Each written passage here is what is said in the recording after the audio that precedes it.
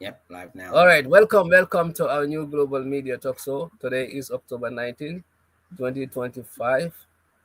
Today we have our guest here, Ousman Gaku. Ousman is going to lead us through a discussion on the chances of NPP winning 2026 election. So, Ousman, welcome to the show.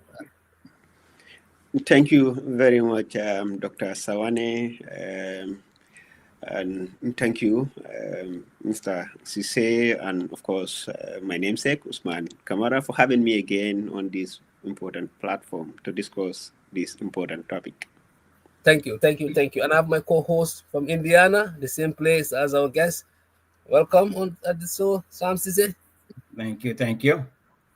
And I have my brother here, Usman Camara, also from the Gambia. Welcome, guys. Well, thank you. Thank you so very much, Doctor. And of course, thank you so very much, Mr. Gaku. And of course, Sam Sise, thank you. And of course, we hope to have a very interesting discussion here. Thank you. Very good, very good. So let's go right into this. The topic explains itself. The chances of MPP winning 2026 election. I know a lot of things are happening, so we're gonna really look at all angles, both positive and negative sides as Yes, well. yes. So that we can have a fruitful debate. So, Mr. Gago, you can lead us through the discussion, please. Thank you very much, Dr. Sawane. As you mentioned, this topic is straightforward, looking at the chances of the NPP winning in 2026 presidential election. As you rightly mentioned, there are so many things that are unfolding in the Gambian political ecosystem, and NPP has strong grounds that they can still retain their position as the incumbent, and also they have certain weaknesses. So through this conversation, we'll go through each of these and looked at them, analyze them in depth, so as to have objective viewpoints that could serve as some sort of a yardstick to see how best they would either maintain or be taken from their incumbency. To start with, the NPP, we all know they are now the incumbent. They are the one in the government that came into power in 2021 after the coalition defeat the former President Drammeh in 2016. NPP became, a party in 2019. Then they took part in the first presidential election in 2021, defeating by over 50%. And here we are now projecting towards the 2026 presidential election. Being the incumbent, they have some strengths, one of which is the power of the incumbency. Already they've been in power, they've tested the different facets of governance, looking at issues of policies, programs, the use of the economy, infrastructure, as well as the civic and the democratic dispensation, the media fraternity, how best the freedom of speech and the media freedom have all been. So to consolidate these democratic dispensation through different angles, of course, the incumbent, they have the advantage. So we looked at infrastructure, the roads that they've constructed through throughout the country, the energy sector, education, digital transformation, the media freedom. Now we have a lot of media houses, online, both online and offline. The paper, the print media as well, the radios. The numbers have now amplified compared to the time of ex-president Jammeh. Looking at other issues as well, President Barrow, through the NPP, was able to consolidate their grassroots politics by ensuring that they have well-structured executive, not just executive, but also regional offices that are well furnished and functioning. So in this, they are trying so much to ensure that they build strong grassroots politics that will ensure that they maintain their position in power. President Barrow, as an individual, is very tolerant. He's very peaceful. He accepts almost everything that none of the former presidents, particularly President Jammeh, I don't know much about President Jawara, but President Jammeh, would not have accepted. We've seen how much he is personally being bullied, on the social media, even caricaturing his photos, so making cartoons out of his photos. All these are things that he's been seeing, because sometimes we've been hearing him, making comments about some of those things in a jovial way. So he's very tolerant. He allows people to freely, express themselves. The media is free. They could say, criticize him in any way. And the other advantage that the incumbent has, already has, is the, the fragmented opposition. We've just realized a section from the UDP. UDP being the biggest political party in the Gambia. Now there is United Movement for Change, that is led by Mayor Talib Bensira, being, extracted from that. So in this, we are seeing that no one political party will be able to unseat an incumbent in the Gambia. It is impossible. So having fragmented opposition is like giving the incumbency more power, and more landscape to easily win the elections. As we all know, the Gambia, according to the constitution, there is simple majority. Someone who leads even by one vote will be declared as the winner. So these are the strengths, the positive sides that shows that President Barrow and the NPP can maintain their seat in come 2026. But looking at the other, issues as well, the challenges that they may likely face, there are a lot of complaints coming from the Gambia about the economic hardship. The cost of living, is now very, very high according to the sources that we are receiving, and the dalasi is depreciating heavily. We've witnessed that. Those of us in the diaspora, we know very well how much one dalasi is chasing $1. Now it's about 73, which is alarming, as the Gambia, depend heavily on importation, of goods from other countries. So we need to have a lot of dalasi, to chase a few dollars, which will, stretch the economy, to get goods. So the government is not making a lot of efforts to ensure that, there is productive sector that will cool this economic pressure. The issues of governance and corruption are also things that are concerned to many Gambians, including myself. We've seen there are numerous allegations of corruption. We've seen so many, loopholes in institutions. Some of the reforms are just verbatim, but they are not actually, done on the ground. Even the security reform is not actually done, because we've seen how the paramilitary and the police been, malhandling some people who were doing protests recently. And also the issues of the opposition coming together, the likelihood of the opposition coming together to form a grand coalition. For now, we cannot rule out anything. There could be grand coalition in which all the opposition or the major opposition can come together to form a grand coalition to challenge the incumbency. If this is done, in quotation, if it will really challenge the incumbency, coupled with all other issues that is affecting the country. So these are a few other areas that I want to look at as of now, and as we go forward in the discussions, we'll be able to unleash other critical areas as to whether the incumbent NPP will be able to maintain their presidency, their incumbency come 2026, or they'll be taken, from the palace by the opposition. Over to you, Doctor. Very good, very good, very good. Thank you so much, Ousman, for that analysis. You just break down certain areas, the strength for MPP, the ruling party, President Barrow, Those are good strengths. You're talking about infrastructural development. You're talking about grassroots office of the incumbency. You're talking about tolerance. You're talking about fragmentation of opposition. Those are good things on his belt, the president. Now, on the other hand, you mentioned about hardship, inflation.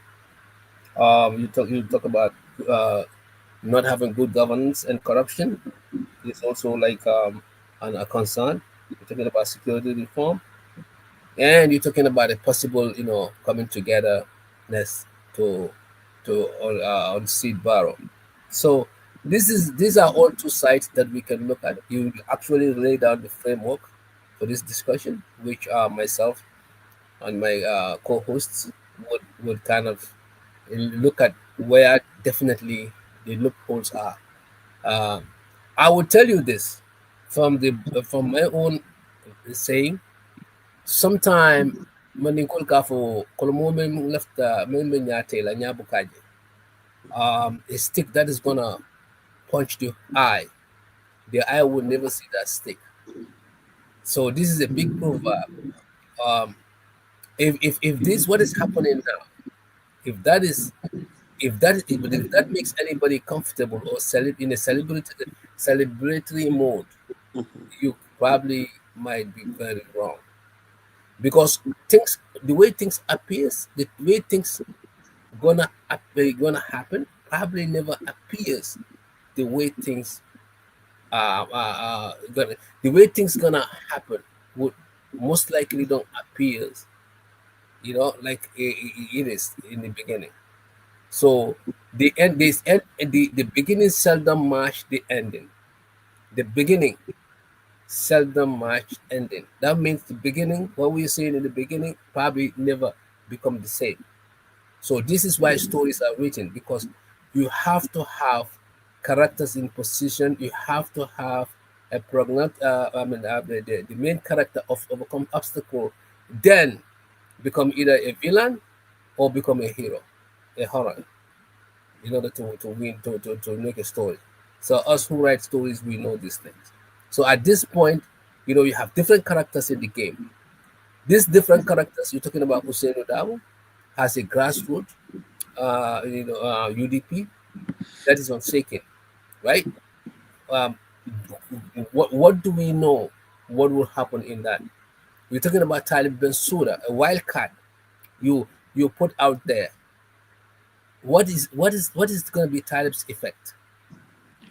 I was telling somebody the other day, Talib effect might be a game changer because we don't know.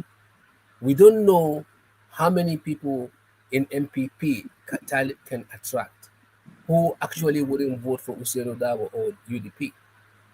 So we have to look at these things, unless like somebody do a critical survey or we look at how the dynamics gonna go as Talib progress, because Talib is not also a new person in politics, and he's been successfully, on track for the most part. So you're talking about Isafar. We can't forget about him. Him also is gonna. Where is he taken from? Because there are two main political parties in the Gambia. You have the NPP and the UDP. So who is grabbing Issa and Talib? These are serious candidates. Okay, of course, there's another serious candidate, another serious party called Doi, but Doi, is in his life support kind of. To me, if you ask me, since Halifa said that he was gonna retire, I don't know if he's coming back or if they have another person, but Doi might be in a life support, and perhaps all the other small parties are on the life support. They probably don't even exist. So our key focus, Mama Kande also, is on the life support because Mama Kande's party, Mama Kande and Doi are also, you know, are also contendant, but they are on the life support because technically, now some of the voters for Doi will probably go to Asa or go to Talib because Doi is presumably Doi cannot win. That's the mindset people are having. So now the MPP, MPP, who are the base for MPP? MPP don't have a structural base. We can sit here and argue the whole day. Tell me a base, just like UDP. if NPP has that. NPP is grabbing those who don't like Ousainou Darboe or UDP. Now, the NPP came from UDP, just like how Talib came from UDP. So NPP is a floater for everybody to grab from. If I form my political party today, the best place to go and grab people will be NPP. Because you know Thank you what? so much for bringing this up, Dr. Sawaneh. I will This never is go to critical. UDP to try to grab people because you know why? They have this mentality and their structure is so defensive that if I go there, I probably will be running away. So my place will be MPP. Why? Because again, MPP is still young and they don't have that much of die hard. They might have few die hards, but not as compared to UDP. So my point here is that I think nobody should be celebrating this. I just want to counter your point by saying that the opposition fragmentation of the opposition might be something that is a powerful. It might appear, but I'm telling you, you have somebody called Talib Bensouda who's not going to take much from MPP. I mean, AUDP.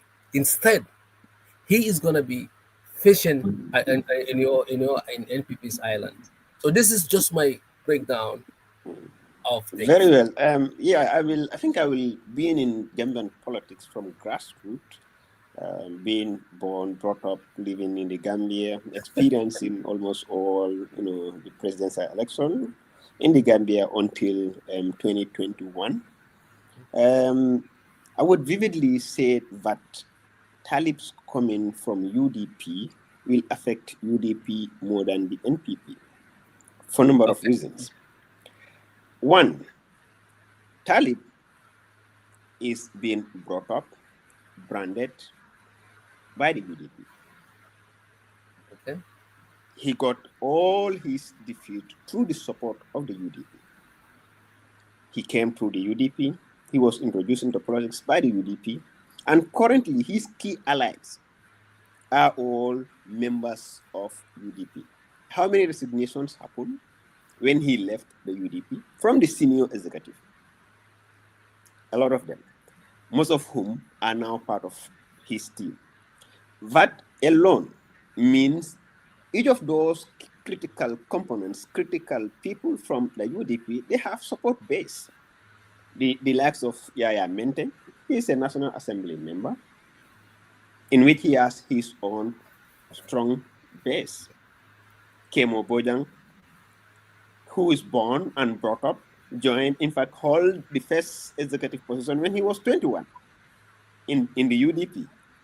The only political party he knew throughout his life was UDP until recently he joined this new movement.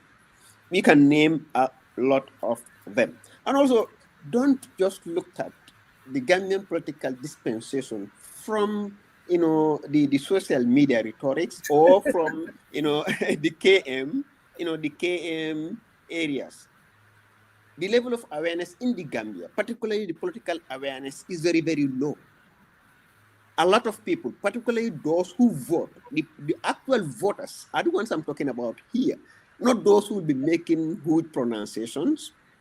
Maybe I am better than you and Ceesay because I have a voter's card. I can travel to the Gambia come December and you are far better than us. Yeah.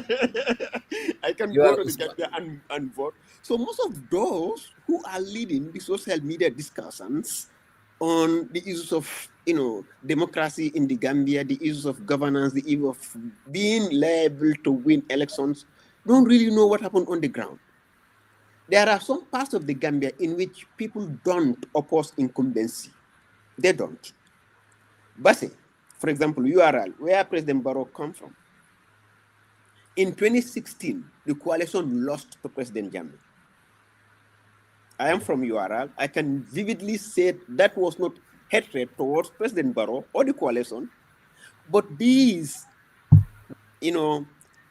traditional and religious belief that no one should oppose the incumbency is still embedded and practiced in this part of the country. And if you are to count the number of voters across the country, from West Coast region, you'll have KM, and the next is URL. go to CRR, go to NBR. So currently, the provincial Gambia, the part that is heavily, opposition to the incumbency is Kiang, not even Jara. It's just Kiang. So we cannot eliminate all this from the discussions or from the determinations and the players in elections, particularly in the Gambia. Talib, a lot of people are viewing Talib as a betrayer within the UDP and even those outsiders who are looking at him. A lot of people have been following the commission. There were so many allegations. Just yesterday, I was watching one in which Talib admitted some amount of money being deposited to his account, but refused receiving the money. In actuality, he's trying to play some sort of, mind game on people that you said I received money, but I didn't receive it. Instead, it was paid to my account. What is that insinuating? A lot of people are saying he's not genuine because he's running away from responsibility. Currently, we all know that a lot of people are belittling the incumbency because of the notion that President Barrow doesn't know much about governance, but he is now heavily rich in terms of political mobilization. And when you come to structure, currently, the structure that NPP has across the country, next to them will be UDP, but there is no other party that has that structurally. They have executive. From the national level, they have executive, they have regional executive, they have district, they have ward, and even village. Most of the villages in the Gambia, particularly in the provincial area, they have their NPP, body that are headed by some individuals who mobilize people within the village, who are answerable to the ward answerable to the region answerable to the national, committee. So some of us may not know, but I have clear information, and I made some investigation, some findings before coming to this program. Do you know currently that the NPP had some money that they are giving out to women couples as grants at zero interest rate, as small as $500,000 across the country? It's a matter of those women couples organizing themselves, formalize themselves, having a bank account, and they'll get this money and discuss the terms of payment. It can take them 10 years. They don't mind. And also looking at the issues, Gambians are easy to satisfy. Very, very easy to satisfy. This economic hardship we are talking about, I know very well that already the government is making efforts to ensure how best they could cope this within a year, even if they will string the budget on other areas to ensure that it is lessened on people, subsidized heavily in the importation of rice and other food commodities, in order to cloud the minds of the people, giving them the assurance that it's going to continue even in the next 5 years, even if that is not the case, because we know how policies work. So they have so many tools at their own disposal. Know that all these institutions, they are mechanisms that the government can use in favor of the incumbent. So many ways, so we don't have to belittle the power of incumbency. President Barrow could be naive, he could be very much less experienced when it comes to governance, but politically, now he is truly heavyweight.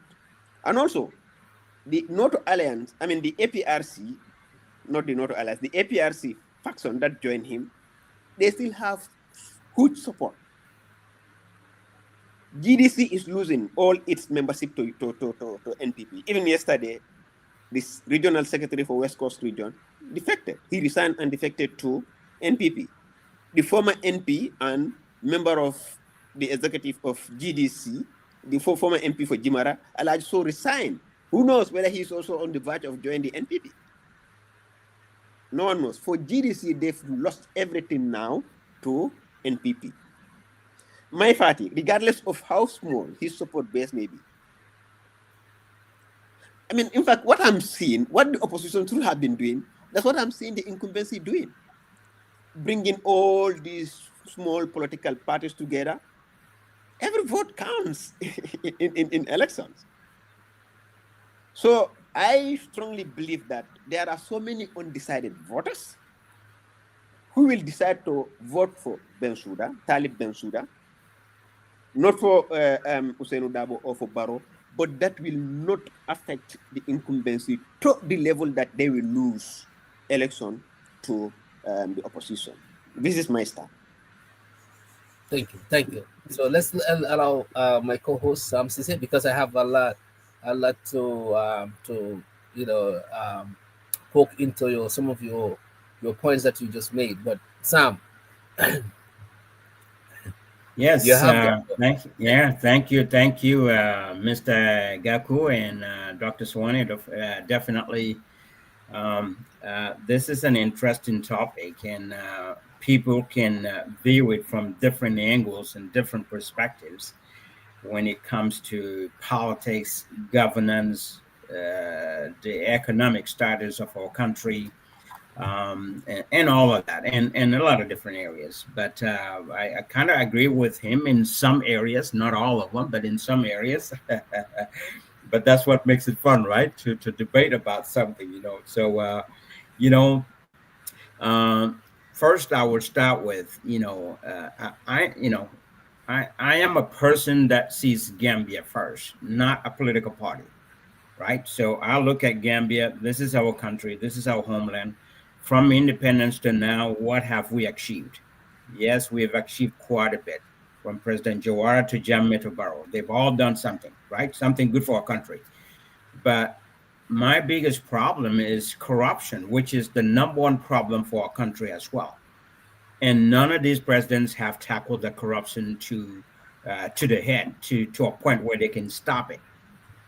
Jammeh has tried because he used force. Even if it means illegal, he used force to do things to people and threaten people, which minimized a little bit. But then at the end of the day, it all went to him. And so when Barrow took over our country, they said there was not even enough budget to pay people in the country more than 2 months or so. So where is all of our funds? So I look at corruption as the number one issue. And in everything that I do, I'd like to support someone that is going to stop that corruption. And who is that person? I don't know yet. I have not seen that person that can do it, because Barrow has been there for 7 to 8 years now. While 2026, next year, December, will be election. So that'll be about 10 years for him. And he has not, in fact, I would say that it actually got worse. In my perspective, I mean, everyone has right to their opinion, but in my opinion, corruption got worse. So my message to Gambian people is 2026 election is very crucial. We've lost a lot of years since independence, when we should have been at a different level that we're not at today. So it's our opportunity to really emphasize who is going to end this corruption, so that Gambia can see being, if not the smallest, but one of the smallest countries in the world, right? What can we do? Today, we should have been somewhere that we're not. We're not even near where we needed to be. So I look at all of those, and what Mr. Gaku was saying, definitely incumbency is critical. It is something that's powerful. Every incumbent has some advantage to their side, which gives them the cutting edge, of winning. But I can see that happening if there's no coalition at all. I know it's too early to talk. It's too early to say certain things. I don't know if there's going to be a coalition. There are talks about it. I don't know if it's actually going to happen. If it happens, I can see that this presidency coming to an end. Yeah, if there is a coalition, if they can do a coalition, have GDP, SFL, Talib, Mama Kande, Doi. I mean, all of them, all the political parties come together and form one and do a primary election and select a leader, a flag bearer that will go against Barrow. Now, at that point, that will be very similar to 2016 election, and they have a chance of winning at that point. But without that, I doubt it. Yeah, without that, I doubt that every single individual party standing on their own will have the majority vote to win. Even though it's simple majority could be one vote and the two votes. Simple majority is simple majority, just that simple. So, and Barrow will have the cutting edge at that point. He will have the advantage of winning, being an incumbent. So, so that's the way I look at it. So when I look at the Gambia, in like I said, what should be in every? I'm saying this because there's a lot of viewers that view this this recording after we finish. I want Gambians to think of our country. Forget President Barrow, forget Lawyer Dabo, forget SFA, forget about Talib, forget about Mama Kende and Doi. Look at our country. Where are we today? Where should we be at this point? Comparing our country to countries that had independence the same time as Gambia or around the same years as Gambia. Where are they today? They are way ahead of us. We are way behind time. We need that changed. And who is going to bring that change? By first stopping corruption, because Barrow came in and did a lot of road construction, which is good. We needed good roads in the country. I look at that as, yes, roads are part of infrastructure, not the only infrastructure we need, but part of the infrastructure. And he did a nice job in that. So we should commend him for doing that. However, I look at it this way. If you have a person that's dying, they have bleeding, their blood is bleeding out of their body, right? And we all know people can bleed to death, right? But then they also complaining a stomach problem. They complaining a headache. They complaining other things, but then the blood is still coming. They are bleeding really bad. What do you attend first? Do you attend the headache, or do you attend the stomach, or do you go to try to scan and see what is in their chest and try to follow that? Or are you going to stop the bleeding first? In my way of doing this, I'm going to stop the bleeding first. That means we need to focus on corruption, which is bleeding all funds. Let's stop the corruption first so that we can have all of those funds and build roads, build our infrastructure, bring enough electricity and water supply in our country. Go to the healthcare reform, the constitutional reform, all of the things that are important to our country failed. Because as you all know, during the 2016 election, when the coalition came together, they had an MOU, Memorandum of Understanding, right? In that MOU, they said whoever goes into power, whoever becomes a flag bearer, will have to do these key things. One of those is constitutional reform. Another one is security reform, security sector reform, right? The other one is the what is it called? I'm trying to forget here. Anti-commission corruption. Anti-corruption. Yeah, the commissions to look into Janus issues, which is Janus Commission and all of that stuff. To look into all of that. We also have a civil service reform. So there are so many reforms that need to happen in our country, and none of them happen. I can say that there was efforts made, and we spent 116 million in building a draft constitution in 2020. Then we threw it in the garbage. That 116 million could have put good hospital beds in every hospital in the country, and also supply medicine to all of them. But we threw it in the garbage. Who threw it in the garbage? Our National Assembly members. So I question myself and question them. Are they there for the country, or are they there to support an individual? So this is my message. There's so many things that need to happen. Anybody that comes into power really should prioritize.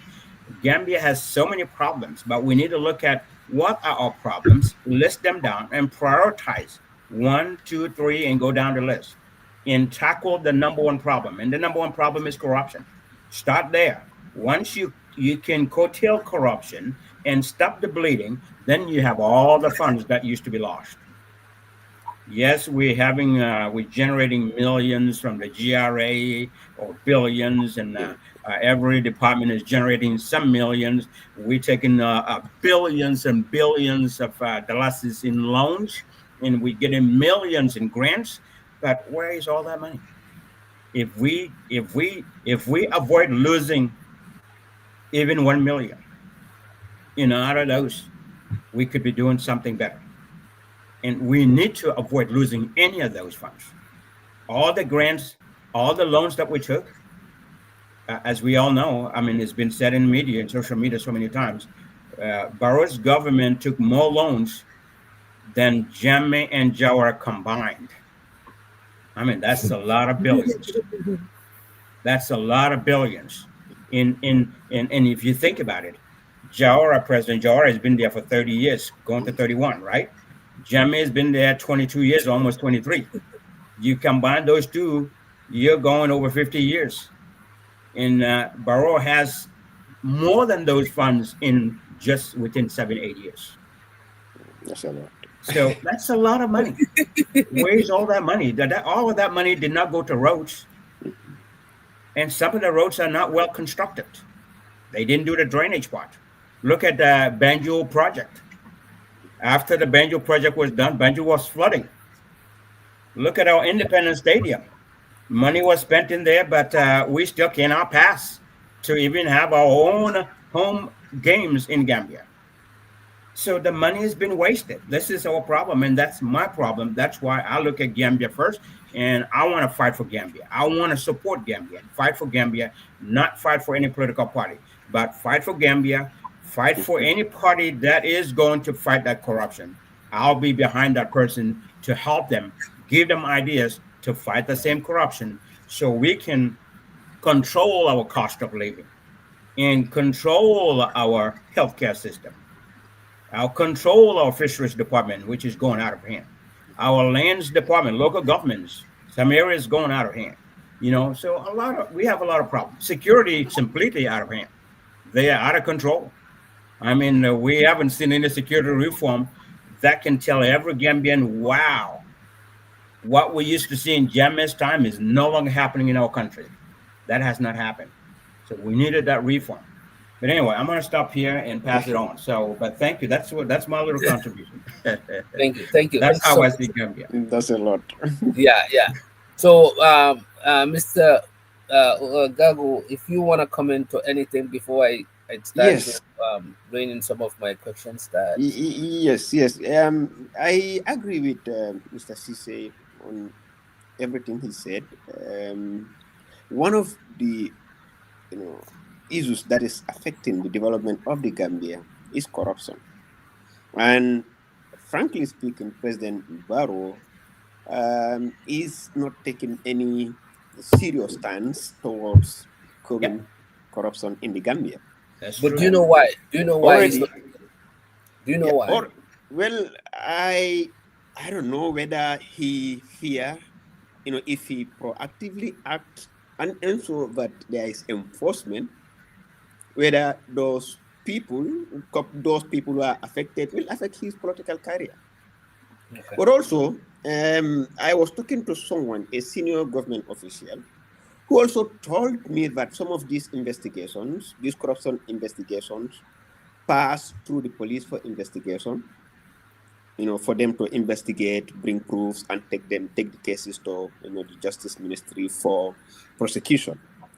But along the way, a lot of evidence are lost.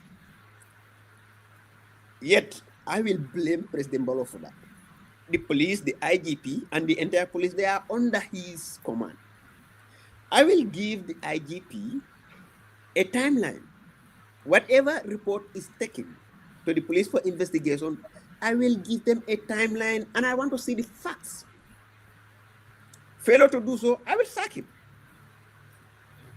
If he fails to ensure, if the IGP fails to ensure that his staff responsible for ensuring that proofs that should support the allegation, the corruption allegations from any of either from the audit office or from the Parliament, Finance and whatever commission, committee, I will ensure that the proofs are given and prosecution happen by the Justice Ministry. But if these cases get to the Minister of Justice with missing evidence, prosecution cannot happen. It cannot take place. Yet it will still go back to President Barros's, inability to properly govern. Because as a government, as a president, you should have that authority to give commands. We don't ask him to, jail people as Drammeh has been doing, or to kill people, but the due process will follow. But don't just say, I will ensure that the due processes take place, but I'll follow up. I will ensure that things happen. I will follow up. If that is not happening, then he is still linear and he is in support of, the rampant corruption that is happening. Coming to the other issue about the chances of NPP winning, I 100% agree with Mr. Ceesay on that the only way at this moment to unseat President Barrow is collective coalition, in which UDP, Team Sobea, the UMC, DOI, these four should be part of. If there should be what about UMC? Okay, you mentioned UMC. Okay. Yeah, I mentioned them. If there will be any exception from this, what about Kande? Mama Kande is finished. That party is all gone to NPP. Tell me, even among his executive, tell me who remains. It's just Mama himself and the former National Assembly member, Honorable Omar Ceesay. Those are the only two I know, prominent people I know who are now in the party. Okay. GDC is finished now. They don't have any say in the political discussions now. So if all these four come together, I can bet my life that President Barrow is going out. But if UDP is out of the coalition, or UMC is out of the coalition, he will still maintain the seat come 2026. I want to jump here before you pass. So you want to tell me that there's no coalition that could unseat Barrow without UDP? Without UDP, yes, no coalition. Why do you say that? As you mentioned, I will quote you. The opposition, the most formidable opposition in the Gambia, that will maintain its membership at most 80% is UDP. Okay. Yeah. I got your point. The Kiangs, they are there. They are not going anywhere. Some part of Badibu, they are not going anywhere. They're still UDP, regardless of what. And even within KM, people don't understand. If UMC really want to understand the dynamic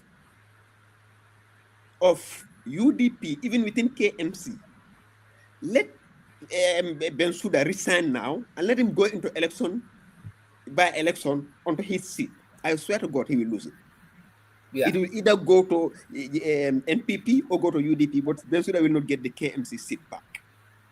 So UDP is a critical player, in deciding the Gambia political roadmap. They are very critical. All right, so we got that. You're right. So no coalition without a UDP, we can go. No. Now, I just want to jump in quickly. In the sense that we have, we want to talk about a little more on the positive of Barrow's government. In as much as we talk about the negative, the positive NPP, the party leading our nation, formed by President Barrow, which is NPP.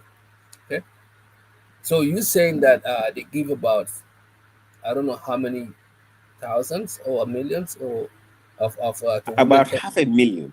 Yeah, to women couples. Yeah, so those are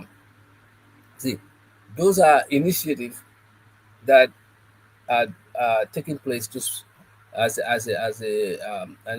preemptive strike or preemptive incentive for towards the election, right? So you can see it is kind of like a campaigning coming again, kind of Yes. like it's a kind of a campaign game. Hmm. And then the issue here with all the good things that MPP President Barrow can be credit for, mean peace, tolerance, judiciary reforms has been better. Judiciary, we have seen some very good outcome from uh, our judiciary systems. Of course, president himself having, beside corruption, which is the negative part, I will talk about that.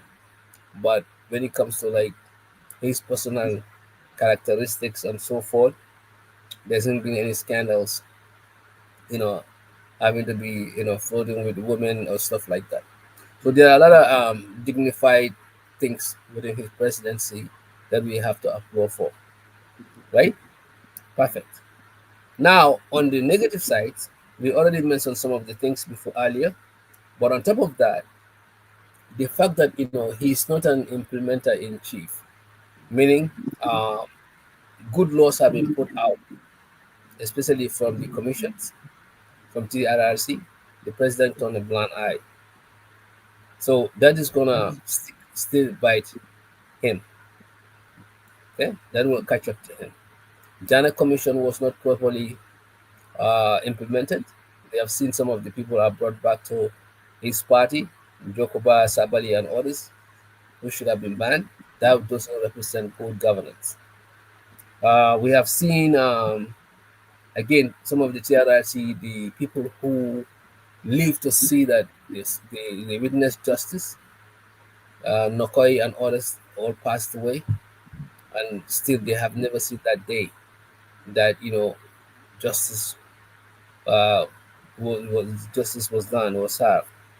So another dark side of this his leadership, like you say, party mainly he wanted to work like this so he wouldn't have to upset the electoral, or he doesn't want to make have people go against him. So it's undermining his governance and his ability to lead. So these are all negatives about the president, which people will assess. The cost Yes, of really. living is really, really tough. Back of rise, people are not employed. Youth unemployment is skyrocketing.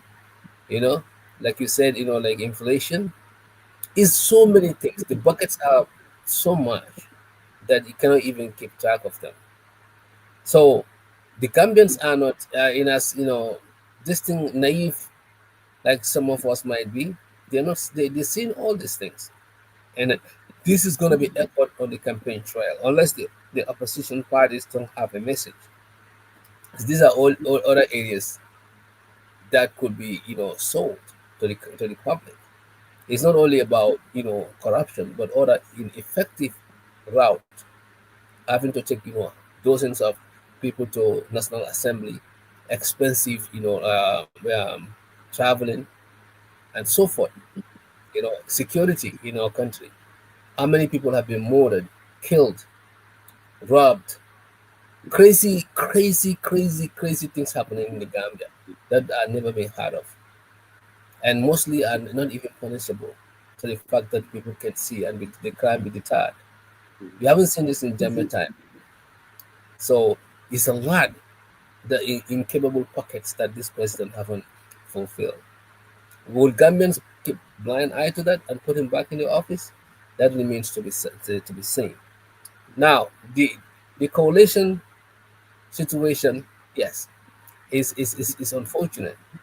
Unfortunate the fact that with all the ammunitions that the opposition party has, they never come together and make it, materialized. Instead, we have seen division in UDP, which was really, really unfortunate. It shouldn't have even taken place. Looking at the golden opportunity they have on the platter. The constitutional reform, Barrow turned blind eye to 2020 constitution, and then he came up with something that isn't, definitely cannot it cannot be accepted by the same folks who felt disappointed with the first draft. Now we fail in that too. He's looking for third term, which is definitely something morally. He stood up here in New York and stated that no president should go over 2 terms. We have learned from Drammeh. Mm. Now he himself is going back on doing that. The basic reason for that is just because his party is too young, which is not really a reason. He has all these 8 years to groom somebody and stick up to that 2 term if you really want to have a legacy. But this president is not looking to put legacy. I'm pretty sure he has that vote in the parliament about afterlife of presidency. You have such a great package sitting on waiting for you. Why would you take a risk and have to put all of that on the side because you say your party is young? You should be there to babysit your party. When is your party gonna be old to let go? So to me and to other sensible voters, even though I don't have a voter's card, myself and Sam, but don't let that not fool anybody. We don't have a voter's card, but we are able to mobilize voters too.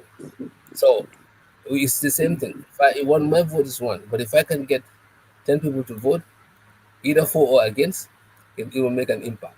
And I'm pretty sure Sam has that influences too. Definitely. So what in other words, what I'm trying to say here is that the president has failed Gambians many, many times. Although he has done a wonderful job, rural areas, road construction. Like I said, he's been a very decent person personally and the way of his life. People like that, and then the fact that he can tolerate, just like President Jawara. So those are all things you're gonna give him. But it's still very, very under if you put on scales. So in other words, his winning here has to also look at how how fair the election is gonna go. Right now, we have seen some voters registration for ID card going outside the country. That has raised eyebrow. You know, why are you gonna give ID cards to people in Mauritania, Congo, and other places? Never been done in the history. So we when we had this that Jammeh has been stealing election, and even when he lost that 300 something thousand vote, he was asking where was it. That is a valid admission that those votes he was expecting those votes, but he couldn't find them. And so the same people who embraced Jammeh to stay in power for 20 years are the same people working with Barrow. So what would one expect? There might be some fraudulent, operation taking place when it comes to these elections. So that also needs to be scrutinized. The IEC, who elects who choose the IEC, who who determines who become our election commissioner. This is all done by the executive, the president. The police who actually maintain security and safety in our country. Who choose that? Police commissioner. Okay? Who choose the IGP? The president. Now you come to the audit. We have even seen president's own cousin being a major importer of rice, according to the audit report, which is shaking and mind blowing. You have seen numerous corruptions, and even the guy who was removed forcefully, Momodou Ceesay, from his position with the incentive, a fake incentive we could call it, that he was going to be a minister of trade. And then somebody said, I don't want to move. I want to protect my country. You should say, oh, good guy, stay here as long as you want because we need you. But this president has agenda. Agenda is to uproot that guy so that he doesn't surface some of the corruptive operation of his regime. At one point, he wanted to report something. According to what Momodou said in the court, the president said, if you touch this part, you're gonna mess up my opportunities. In terms of the election coming. So we can go on the list. Again, we have to be impartial here as a media and of course independent analyst, but we also wanna leave on any stone unturned. We want to make sure all the stones are turned so that our voters can critically decide. And we have 1 year to go. We will appeal to these voters. And I know you mentioned something. Gambian voters are not that probably schooled, or they are not that when it comes to elections. Those days should be over now. We don't want to hear that. We want to make sure Sam, myself, and others who come out here, either we're gonna end up going to our local language, and then trying to sensitize our people, but we need to get them understand. This is not about them. It's about their unborn children. It's about their future. Absolutely. Sam mentioned 50 years of Drammeh and Jawahar's presidency combined. He has the statistics that borrowed more money combined in 8 years, less than 8 years, or less than 10 years, compared to 50 years of those presidency. Where are we heading? We probably, by the time our country is mortgaged already, it's gone to whoever we owe this money to. So these are things that yourself, Mr. Gabu, I'm pretty sure you have your independent, you have your independent right to affiliate whoever, but you yourself and myself and Sam, we need to really look at that and try to say, you know what, let's look at something else. Thank you so much, Mr. President. You have served 2 terms. First of all, you start with 3 years. You fool us and say 5 years. 5 years is gone. You fool us and say 2 times. 2 times is gone. You're gonna fool us and say 3 times. 3 times is comes. You're gonna fool us and say 4 times. Again, we don't deserve that. Gambian people don't deserve that. So this is my message, and I will let Sam and yourself come, and perhaps we can sum up our argument, our debate. And I think somebody new came. If that person want to introduce himself, I think so. Mister, you know him? Yeah, I think I know. Okay. He asked him if you wanna. It's an open platform. He can. Yeah, you wanna come? I think it's Aisaru. Aisaru, you wanna come in and share some insight into the Yeah, discussion? before we have Mr. Gagu come in so that we Yes. can wrap it up. Yeah. But I know Mr. Gagu has a lot to Yeah. say. I said he has probably some, and Sam also has his barrel full. Maybe he wanna be just a follower. You made very critical points here that should really be concerned to every Gambian. I mean, it's unfortunate that there are so many things that were promised but never fulfilled. So many commissions happened but were not implemented as desired. The corruption level is skyrocketing. Living condition is really unaffordable, and so many other things. Although there are, so many good things as well, as you mentioned, the personality of the president is tolerant, peaceful. He has very good characters. He's, not found doing so many actions that other people or President Jammeh has been doing before, the road infrastructure and other stuff that you've mentioned. But truly speaking, the reality on the ground in the Gambia and the ideal are far apart. I love your final part that there should be massive, awareness raising, either to have some, discussions that will be in local language, in which people can know their civic, rights and responsibilities. These civic rights are important. Unfortunately, we have 2 impeding issues in the Gambia. One is most of the electorates are not really aware to understand these complex issues we are talking about here. They only understand things that they are seeing, the electricity. There is almost a countrywide electrification in the Gambia, road networks, and so many things that they could vividly see. So all others that are said, they may take them to be just fake and deceive and deceiving. That we are just deceiving them. Oppositions are just coming to deceive them, but we are seeing this one doing A, B, Z. So why should we let him go and allow others to come? This is happening. The second, issue that is a bottleneck towards change of governance in the Gambia is the opposition. Some critically mentioned that the government people should really see the need for us to have 2 terms. Any president want to go for a term more than that should be kicked out, should be voted out. People should vote for someone who is ready to fight against corruption and to ensure that there is justice and accountability across all sectors. These are the ideal. But the reality on the ground is really not that. The opposition themselves, sometimes I question. Every day before elections, there will be new political parties coming. And every new political party that will come will have some, executive and some people who will vote for them, wherever those people are coming from.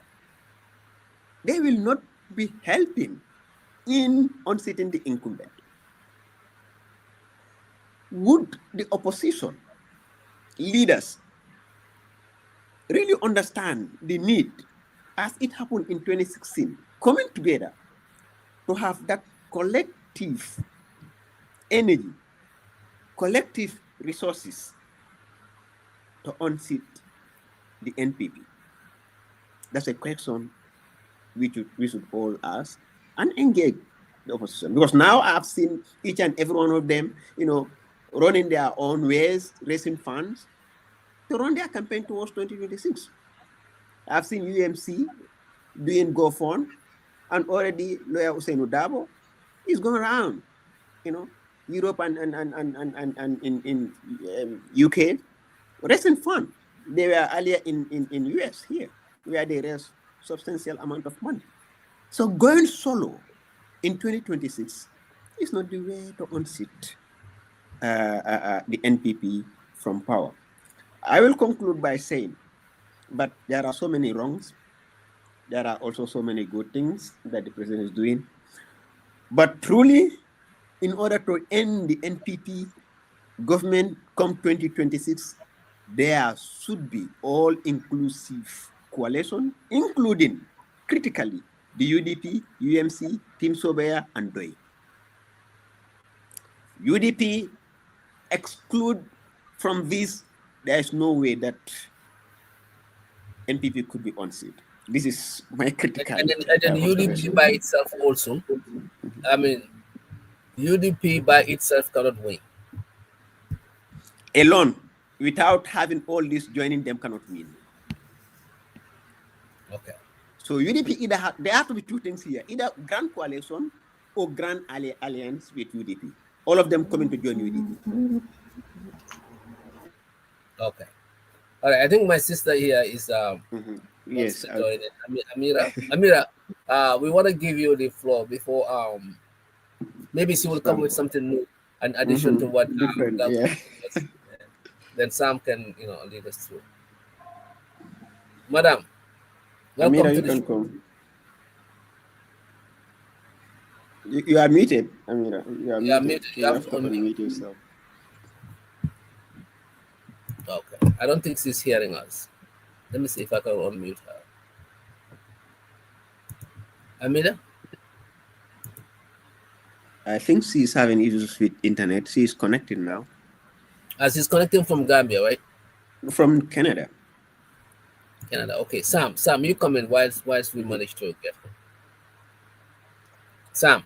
Yeah. Yep. So, I mean, like I said earlier, this is an interesting topic, and we can talk about this all day and anytime until 2026 election, and we won't finish. There's always going to be different dynamics, and but one thing that I said earlier, and I'll still stand firm with that is, and which Mr. Gaku just reiterated, is really a coalition is necessary for us to see a change in 2026. Very, very, very important. And we should not take this lightly. We should not take the chance. I don't think any political party in the Gambia would want to take that chance to allow this administration to continue, knowing that they cannot end corruption, and corruption is getting worse. So, and corruption is our biggest problem in the Gambia. Barrow, as a person, is a nice person. I mean, very peaceful person, as we've seen. All of that is good. It's very good, and he has built some constructed some roads, all good. But at the end of the day, he could not solve our biggest problem. Our biggest problem is corruption. He cannot solve that. And anybody, even if it's my own father, for example, comes to be the president, if he can't solve the corruption problem in the Gambia, I'll tell him to step aside. I'll tell him, Dad, I think it's time for you to step aside because you can't solve this problem. At the end of the day, that's Gambia's problem. If we can stop corruption and keep all the resources that we have, all the revenue that we generate in our country, we are only seeing part of what's being generated. We're not seeing a lot. Even GRA. These are things that are very hard to believe and hard to see. Nobody's going to bring the evidence out and say, "Yep." No institution is going to say, "Yeah, we collect 65 billion in a year, but because our budget is 10 billion." We're giving you 12 billion. So it looks to Gambia, oh, we're doing great. They're doing a great job without realizing, hey, what's the difference between 65 and 12? Where's the rest of it? We don't know. So it's hard to say. But until corruption comes to an end, that's when we will realize what we can generate in our country. We have the resources. We really have the resources to be self-sustainable and not even take a single loan from any donor, any outside party. No bank. We should not be taking loans. We should be able to sustain ourselves between our GRA, what GRA collects, and all the government institutions that generates revenue. I mean, if you look at all of that, we should be able to sustain ourselves. We should be able to develop our own country. We should actually be able to even export stuff, not importing rice. Rice should be something we really should be able to grow in our country more than what we need, and to a point where we can even export it. Same thing with groundnuts, all of these. But we're not doing it because we're not prioritizing. We're not also looking at what is the best routes to take for us to generate more revenue for our country. So it's sad to say, but for me, until corruption stops in the country, I don't see us moving forward very quickly. And if we stop corruption, you will see rapid development in our country. Rapid. If we have a president that knows what they're doing and have the right people with them, not friends and political allies that are just there for themselves, but people that are ready to work and love their country, want to see the country move forward, we can have a rapid development within a very short time. So that's what I wanted to add to it. And I still stand very firm behind that. Thank you. I think just to wrap it up, I think our viewers have made so much comments that we have to go back and reply to those. But it is great to have this conversation because I'm pretty sure NPP, the camp is really confident that they have it on the silver platter, especially when UDP had this this fracture. Their hopes are high, but at the same time, I just want to say there are two odds.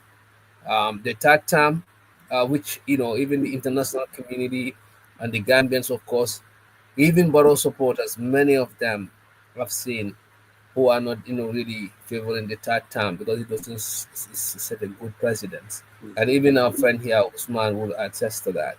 But what is this? What is at stake? What is it that why are we discussing this? Because the dynamic has changed for the opposition. Right now, they still have time from now up to next year. By this time, inshallah, there's a lot of time. Who knows? Anything can be possible. But that time is a hard hurdle, for President Barrow. That is not even it's like like cheating. If you have to tell me, it would be like cheating, because this is what we all, most of 60% or 70% of the government populace wanted after Jammeh. Now, another thing that is against the president heavily is about the good governance, and of course, like the accountability, transparency, and corruption, which international community has observed, and actually that has hurt us even with some of the grants and other things that we would have gotten from this international community. Yeah, beside that, other things are debatable. You come to like infrastructure, you come to other things. Those are, some people can say good, some people can say they are not. Other things, you can argue on that, but at the same time, the most important thing here is that MPP should be is at a good position as things looks like. If I am in their camp, I will be really at peace for somehow. But again, we don't know. We cannot see the foreseen because for President Bolo to go to third term, so no more Manigo government, so no more third term. I mean, it's kind of like it has to be when there's no other way, because it doesn't set a good precedent. Even if, like, let's say that happened, the next person who comes to power will do the same thing. Because after Jammeh, we all sat down on the table and say, no, this is New Gambia. So I think that part need to be honored. If President Ball doesn't want to honor that, or his MPPs cannot find somebody in the camp who can be leading the party, then the opposition should really do its best to make sure that that is honored.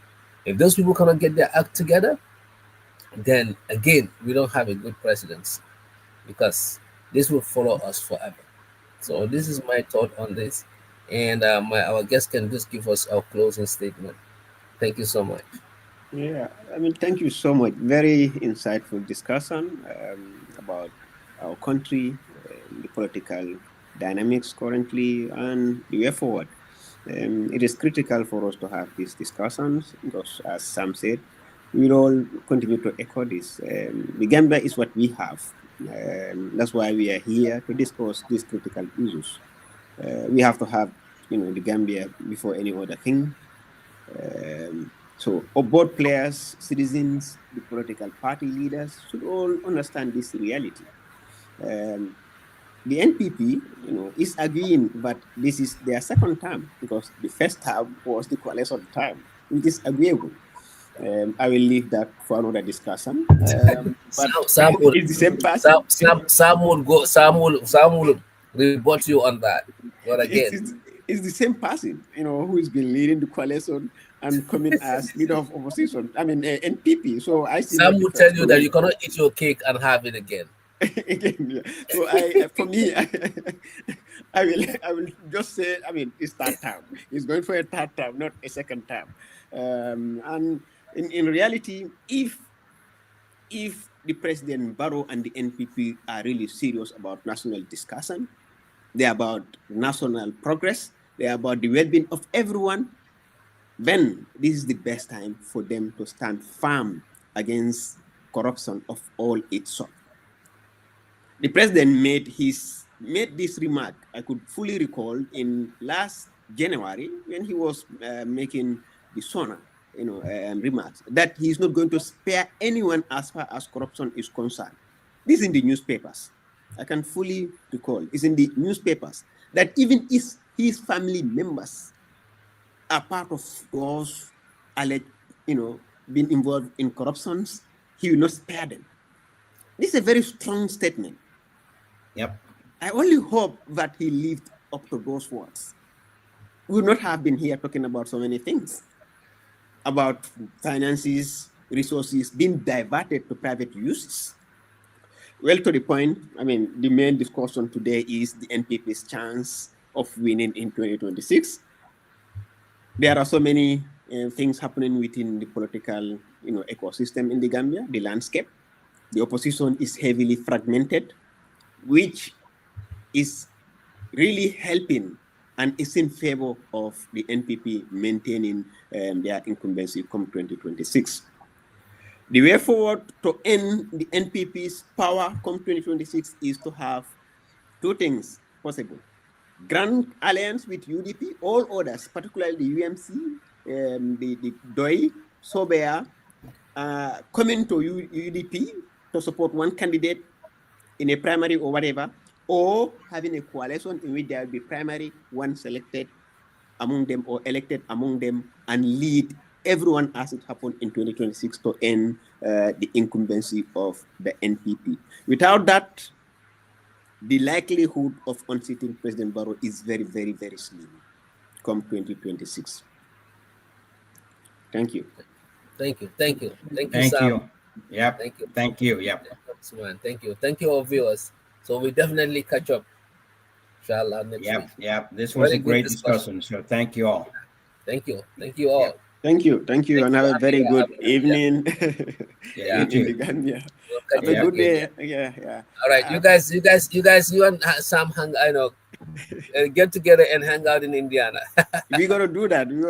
I mean, Yeah. I will contact him afterwards so that we can have. I will be traveling to Indiana soon, so probably okay. we can have coffee or whatever together. I can visit him Yes, at home. Yeah. Yeah. Thank you so much, Doctor. Thank you so much. I mean, Thank you. it's been very interesting discussion. Yeah, All thank right. you. Good All to right. see you again. All right, it's a pleasure.